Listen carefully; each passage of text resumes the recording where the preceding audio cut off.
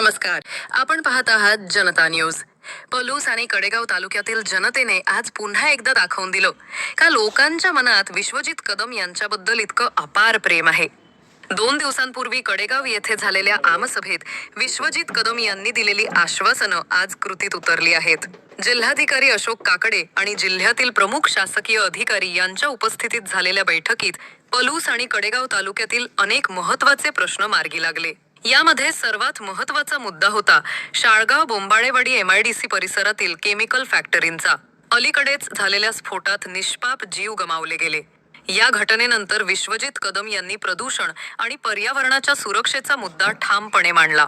पर्यावरण मंत्री पंकजा मुंडे आणि उद्योग मंत्री उदय सामंत यांच्याशी चर्चा करून या भागात नव्या केमिकल फॅक्टरींच्या एनओसी थांबवण्यात त्यांनी पुढाकार घेतला आहे। त्याचबरोबर अशा ओपन एमआयडीसी मध्ये केमिकल फॅक्टरी असाव्यात का, असा थेट प्रश्नही त्यांनी उपस्थित केला। भिलवडीतील पूरग्रस्त व्यापाऱ्यांचा प्रश्नही आजच्या बैठकीत मार्गी लागलाय। चुकीच्या पंचनाम्याबद्दल जीएसटी अधिकाऱ्यांना फटकारण्यात आला आणि फेर पंचनाम्याचे आदेश सुद्धा देण्यात आलेले आहेत। शिवाजीनगर येथील प्लॉटधारकांच्या समस्यांबाबतीत सकारात्मक निर्णयाचा मार्ग मोकळा झाला।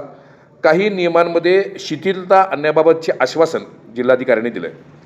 नागठण येथील बालगंधर्व स्मारक, कुंडल येथील क्रांतिसिंह नाना पाटील स्मारक आणि अंकलखोप येथील भारतरत्न डॉक्टर बाबासाहेब आंबेडकर यांचं स्मारक, या स्मारकांच्या दुरुस्ती, देखभाल, जमीन हस्तांतरण आणि निधीबाबत ठोस निर्णय या बैठकीमध्ये घेण्यात आले आहेत।